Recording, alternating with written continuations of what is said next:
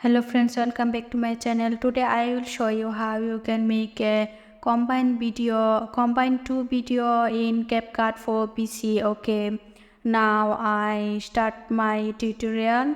I import this video in my timeline and it. Okay, now I cut this extra part. Okay, now I select my top layer videos and go to mask and select split. Now it keep in 90-degree. Okay, now adjust my video. Okay, and it's deselect mask and adjust it with videos so that it looking nice. Okay,